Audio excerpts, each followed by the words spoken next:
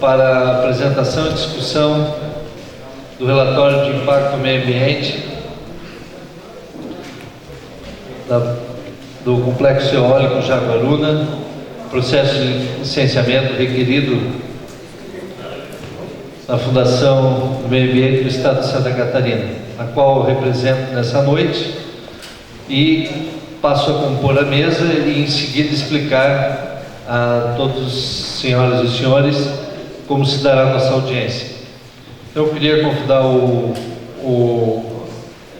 nosso gerente regional aqui de Tubarão, que é o Felipe Melo, para compor a mesa conosco. Os representantes dos proponentes, representante do proponente é o Paulo Afonso Foz, da Apuama Engenharia. Convidar também para compor a mesa conosco o prefeito municipal de Jaguaruna, o Luiz Arnaldo Napoli.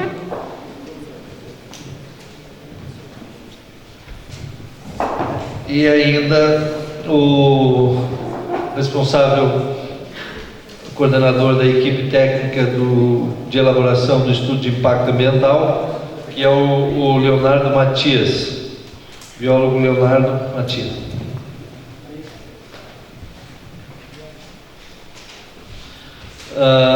Bom, a nossa audiência, ela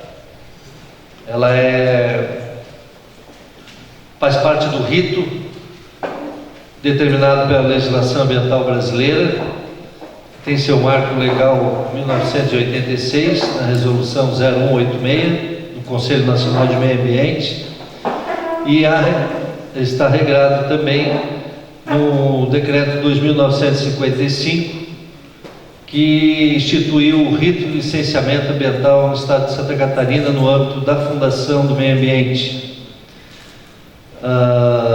Portanto, a Fátima realiza audiências públicas para todos os processos de licenciamento ambiental precedidos de EIA-RIMA, que é o estudo de impacto ambiental e o relatório de impacto ao meio ambiente. A legislação diz que o estudo de impacto ambiental ele tem que ser acompanhado de um relatório em linguagem sucinta e acessível para não técnicos, não especialistas, exatamente para que a população possa, através desse relatório, apresentado em audiência pública, que é o que nós estamos fazendo nessa noite, conhecer os impactos ambientais e sociais e econômicos de um determinado empreendimento.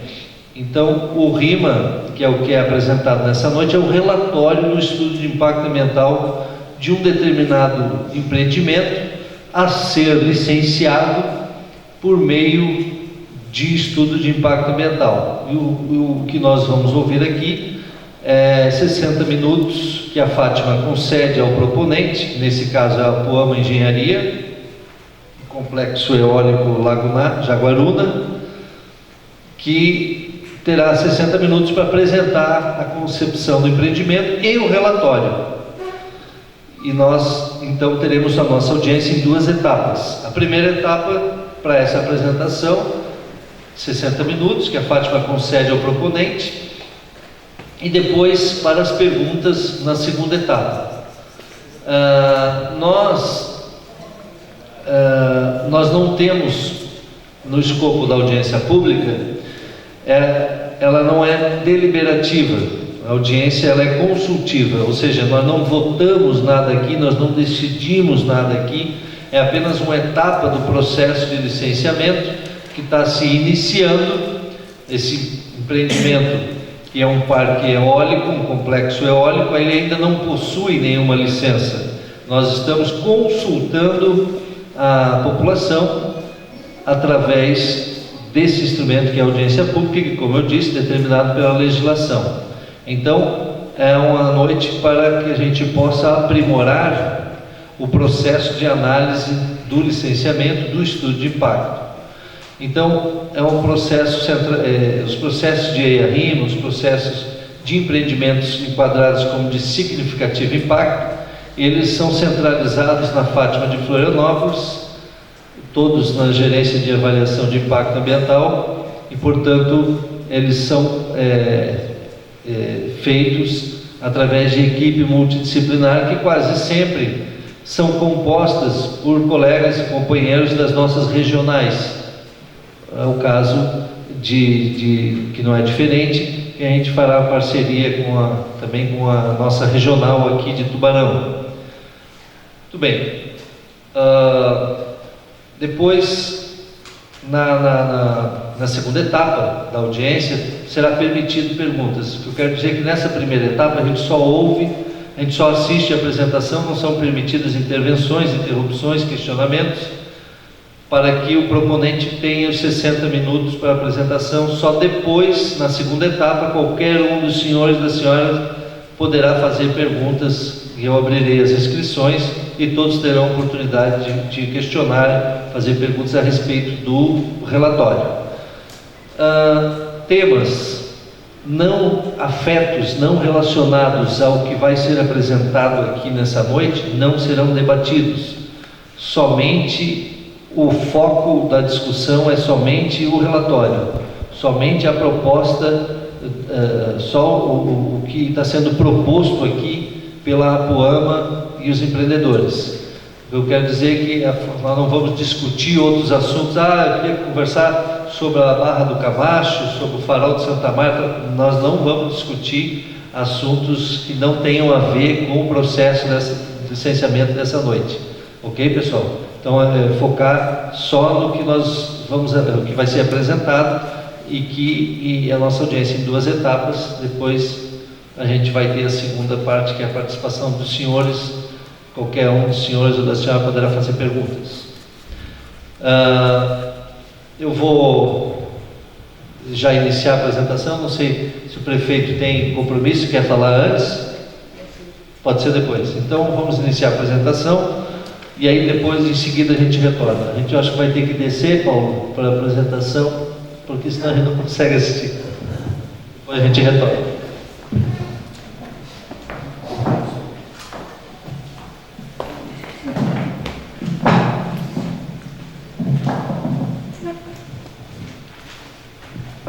Boa noite a todos. Agradeço ao Daniel pela introdução e a presença de todos, em especial do prefeito.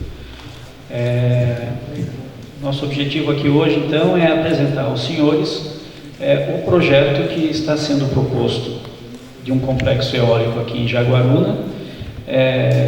Eu vou me incumbir e representar o empreendimento, apresentar a parte técnica e os conceitos que nortearam a concepção do projeto. E o meu colega Leonardo aqui vai apresentar os aspectos ambientais que foram levantados e são apresentados dentro do documento EIA-RIMA.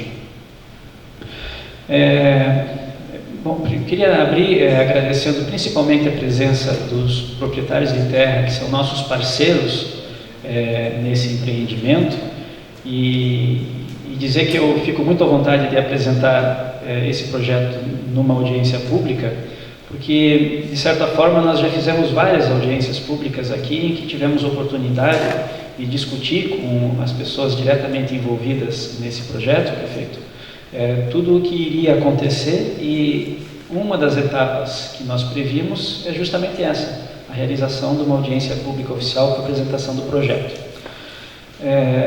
Pode passar, por favor, Leonardo? Então, nós queríamos primeiro explicar para todos como que se chega a ter um projeto de um potencial eólico pronto para implantação, para construção e operação. Nós começamos aqui com a prospecção, seleção e definição dos locais com potencial eólico. Nós tínhamos conhecimento, como vocês que são moradores aqui, que nessa região o vento é muito poderoso.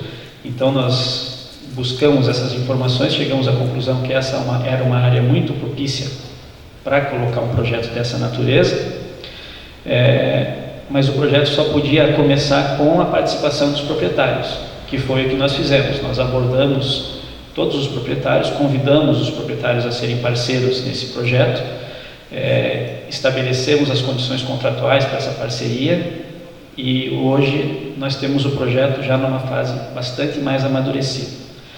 Nós instalamos uma torre de medição que fica aqui do lado, aqui pertinho, já faz mais de 3 anos, né, na terra do Toninho. Isso foi em maio de 2011, se eu não estou enganado. E desde então nós temos medido com intervalos de 10 minutos a velocidade do vento aqui nessa torre, em 3 pontos diferentes. Esses dados é que nos permitiram determinar o potencial de geração de energia aqui na nossa região, nas áreas que nós estamos estudando. Fizemos um estudo de impacto aeroportuário. O aeroporto é uma realidade aqui em Jaguaruna e nós eliminamos todas as áreas que pudessem, de alguma maneira, ter impacto com a navegação aérea. Né? Para a instalação da torre, nós já tivemos a aprovação da aeronáutica e agora submeteremos mais uma vez o layout definitivo do projeto para a obtenção da autorização final. Nós fizemos uma consulta de acesso à concessionária de energia, a Celesc e a Eletrosul, para conectar esse projeto à rede. Tá? Fizemos finalmente o estudo de impacto ambiental, já com base no projeto que se pretende executar aqui, e desenvolvemos também os estudos de energia e de engenharia para determinar as características físicas desse projeto, que é o que apresentamos aqui. O projeto já está devidamente registrado na ANEEL, que é uma formalidade que nos assegura o direito de construir esse projeto em termos de regulamentação do setor elétrico, não nos isenta de cumprir com todas as outras regras, principalmente as de caráter ambiental.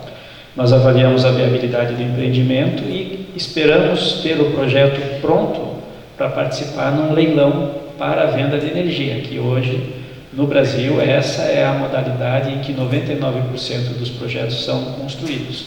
É necessário aguardar um leilão promovido pelo governo federal, em que ele contrata projetos de geração de energia que vão atender às demandas que foram informadas pelas empresas que distribuem a energia para os consumidores. Depois disso, nós vamos assinar um contrato para a venda da energia, vamos fazer as negociações com os fornecedores dos equipamentos para a aquisição dos equipamentos, vamos tratar da questão do financiamento, que há incentivos porque é uma fonte considerada incentivada, vamos executar as obras e, por fim, podemos iniciar a operação. Então, hoje, nós estamos aqui nesse início dessa segunda transparência, que é a viabilização do empreendimento. Passa pela viabilidade ambiental também. Então, aqui tem um cronograma que coloca no tempo isso. Então, nós já temos aí 3 anos e meio, praticamente, de projeto, 3 anos e 4 meses ou 5 meses desde que instalamos essa torre para medição dos ventos, e o projeto vem sendo desenvolvido conforme a programação inicial, com aquisição de dados, com os estudos de viabilidade, os estudos energéticos que são feitos de maneira contínua, sempre agregando novos dados às ferramentas de simulação que nós temos. Selecionamos os locais mais adequados para colocar os aerogeradores. Para isso, foram levados em consideração uma série de restrições de ordem ambiental, socioeconômicas, proximidade a estradas, ao ruído em relação às residências, tudo, enfim, que é impacto resultante desses empreendimentos, foi levado em consideração para selecionar o ponto de instalação de cada um deles. Um aspecto importante, por exemplo, é minimizar o impacto às atividades econômicas desenvolvidas na terra. Então, buscou-se posicionar os aerogeradores onde causem o mínimo impacto ao uso atual que a terra tem e que vai continuar a ter depois que a obra estiver executada. Na etapa de implantação, então, como já foi dito, tem toda aquela etapa de contratação, execução de obra,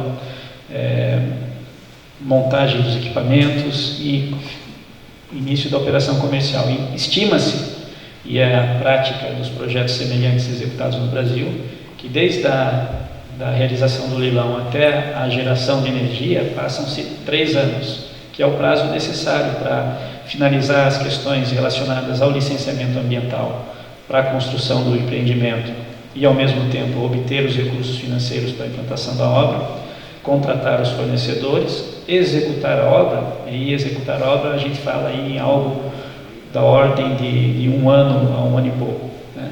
Montar os aerogeradores, colocá-los em operação.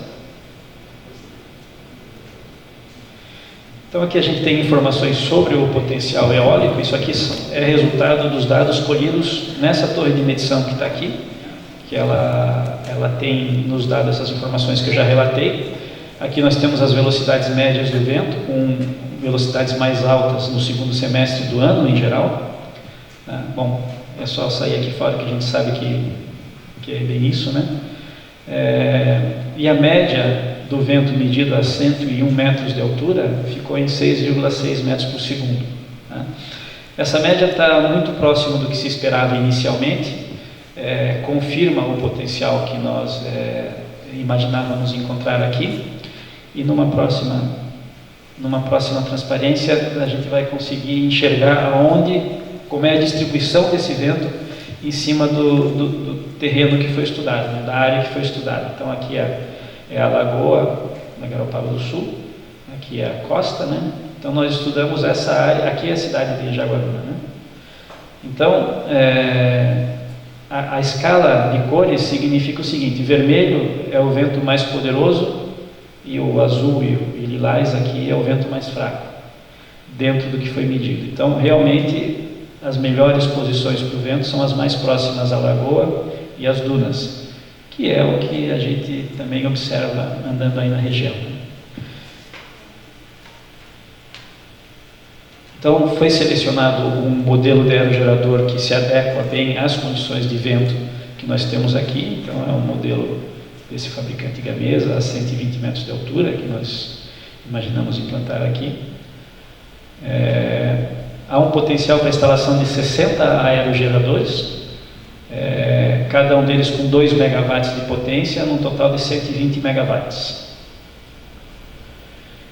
Então, como já foi explicado, os critérios para a localização, os locais com maior potencial eólico, claro, compatibilização com as exigências ambientais, minimização do impacto sobre as áreas de cultivo de arroz, principalmente, disposição perpendicular à direção predominante do vento. Isso é muito importante para minimizar o efeito de sombreamento ou efeito esteira, que um aerogerador colocado à frente de outro, ele causa turbulência que pode afetar a produção do seguinte. Então a gente tomou cuidado de evitar ao máximo esse efeito, dando a distância necessária entre cada linha de aerogeradores para que isso não ocorra. A proximidade aos acessos já existentes para minimizar a necessidade de novos acessos, que sempre são um impacto a mais sobre a terra, né? E o afastamento regulamentar as habitações, para manter uma distância mínima às áreas, às edificações onde as pessoas moram, né? O layout padrão da estrutura que será implantada, nesse círculo aqui, que tem diâmetro da ordem de 5 a 6 metros, é a base do aerogerador, certo? Nós precisamos de uma plataforma para a movimentação do equipamento, que vai para estoque do equipamento antes da montagem, e movimentação da grua, que é aquele guindaste gigante que vai montar o aerogerador. Essa plataforma tem 33 metros de comprimento por 18 de largura, e a via de acesso tem 5 metros de largura, depois uma largura adicional para drenagem, né? Então essa é a área de impacto direto no solo de um aerogerador quando construído. Essa imagem é uma simulação do que será a área caso venhamos a implantar os 60 aerogeradores propostos.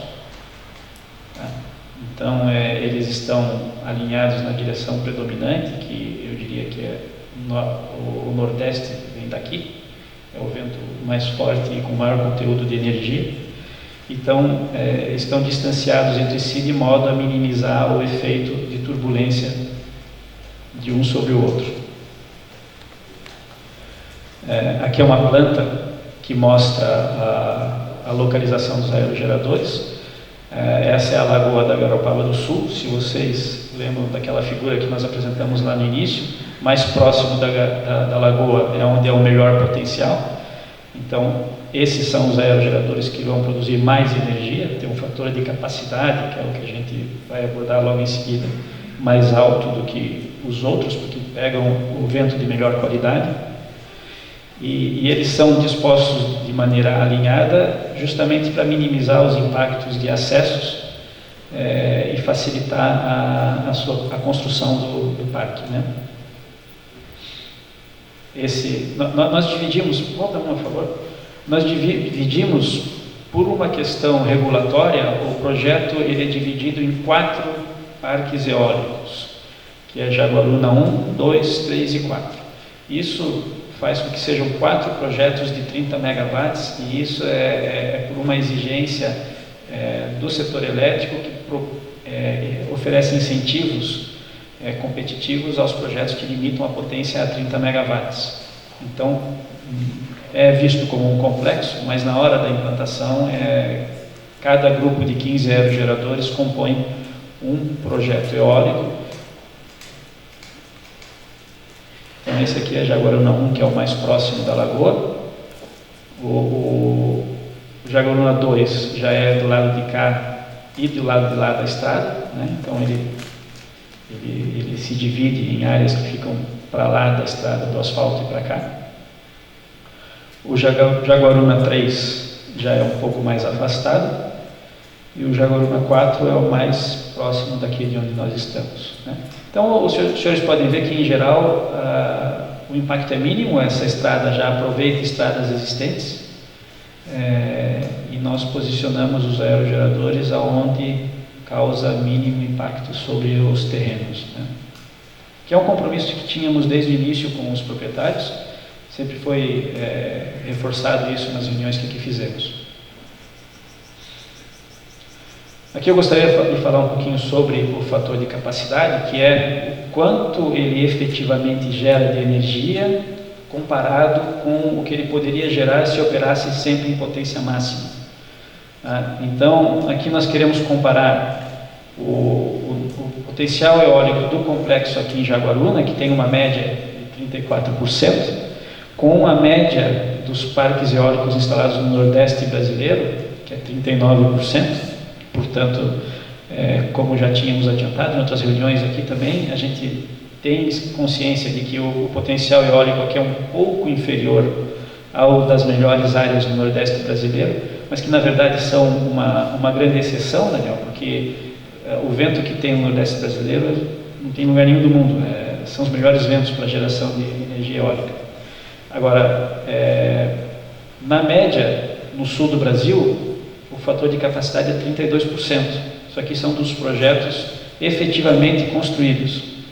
Então, o que isso aqui mostra é o seguinte: o potencial eólico aqui em Jaguaruna, ele é melhor na média de tudo que está construído aqui no sul do Brasil, tá? Nós comparamos os dados daqui com os dados de cima da serra, ali onde já tem os aerogeradores, e os dados são muito favoráveis. Aqui temos um vento de igual qualidade com facilidades construtivas, então a vantagem é muito grande. Mas eu gosto de reforçar isso para salientar a nossa confiança de que esse projeto, quando ele for apresentado para concorrer a um leilão de energia, ele tem vantagens competitivas muito importantes. Então, só para ter um número aqui, quer dizer, o potencial eólico que nós estamos propondo aqui, ele tem capacidade de gerar em média 360 mil megawatts hora por ano, o que equivale ao consumo de 70 mil residências de padrão médio. Então, só para ter uma noção do quanto de energia a gente consegue tirar com esse projeto proposto. A transmissão não é objeto desse processo de licenciamento, Daniel. É apenas uma proposta, pois isso está em negociação ainda, mas a ideia é trazer a energia até a subestação de Jaguaruna.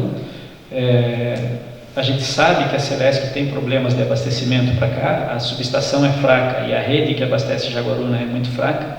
Então nós já iniciamos conversas com a diretoria da Celesc, visando viabilizar essa conexão, prefeito, com o compromisso de arcar com os custos de troca de transformador e de rede de cabos aproveitando o alinhamento que já está implantado, e assim a gente minimiza impacto, diminui os investimentos da Celesc e diminui também os custos para o empreendimento. Então isso não é uma solução definitiva, está em negociação, mas que se for viabilizada vai ser um ganha-ganha, todos vão ganhar isso. Agora eu gostaria de passar a palavra ao colega Leonardo, que vai apresentar os estudos ambientais realizados.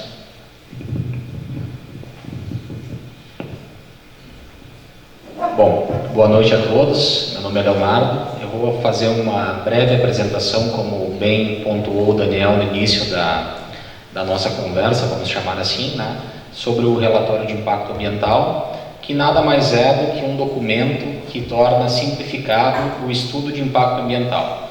Que nesse estudo de impacto ambiental, ele foi elaborado com todas as metodologias propostas à identificação do empreendimento, e ele serve basicamente como um diagnóstico. Um diagnóstico de quê? Um diagnóstico da situação atual, de como essa região se encontra, né, onde a gente prospecta os impactos que esse empreendimento pode vir a ter em determinadas comunidades, em determinados locais onde ele está pretendido a instalação.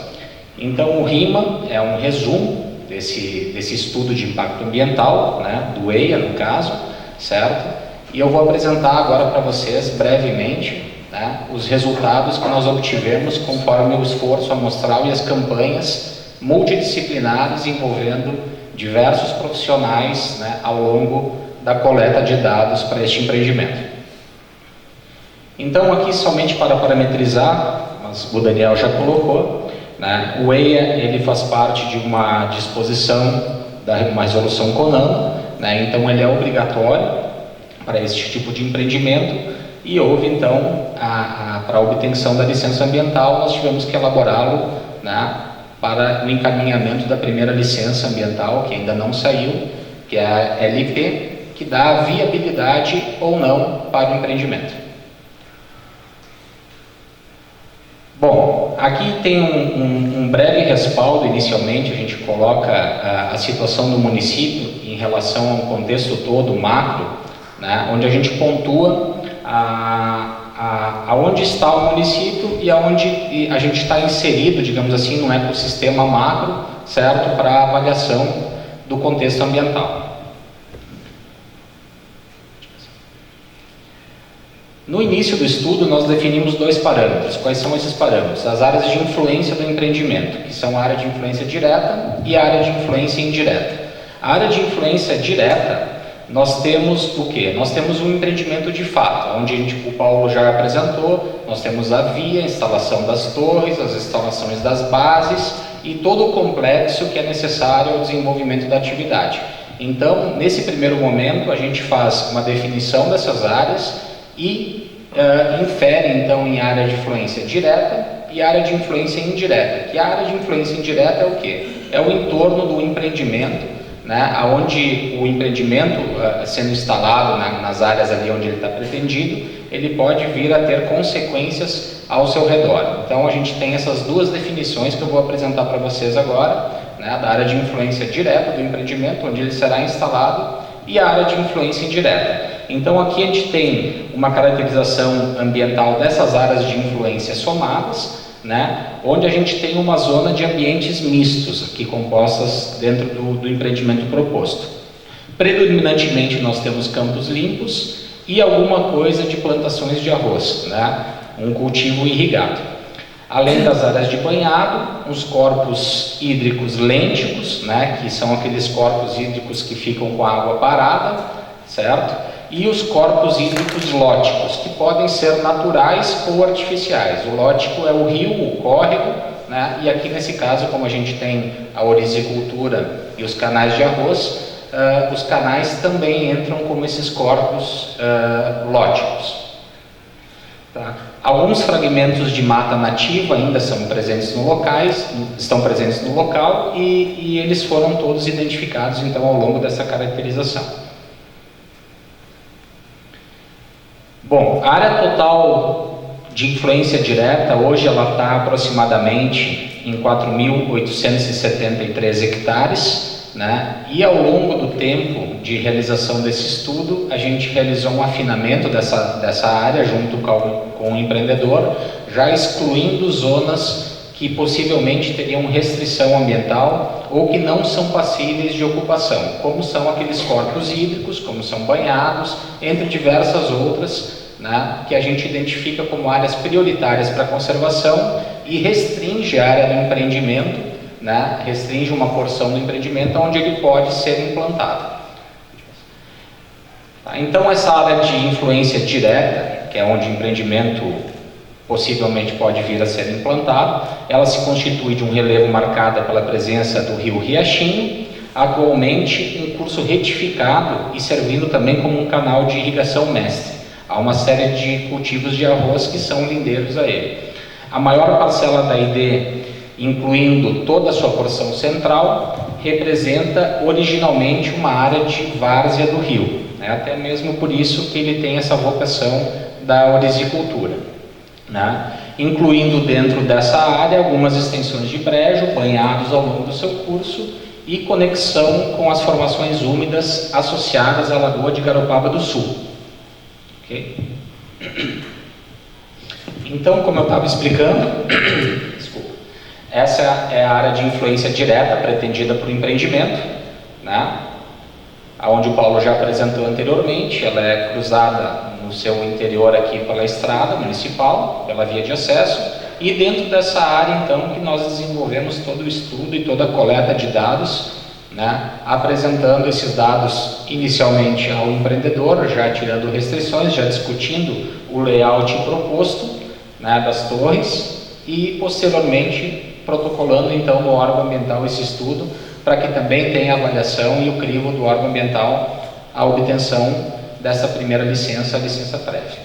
Aqui foi originalmente também cortada já algumas áreas da área de influência direta, né, que são áreas de dunas, são áreas com restrição ambiental, e se houve uma preocupação muito grande no interior das áreas com as matas, os fragmentos de vegetação nativa, com os layouts e vias de acesso, e também na parte de fauna, com rotas migratórias, se for ou não for o caso da identificação delas, e disposição geral dos aerogeradores no complexo todo. Então aqui tem uma vista geral da área de influência direta, né, com um cultivo de arroz, um canal de irrigação presente aqui também na ID, né, nessas porções onde estão identificadas como orisicultura,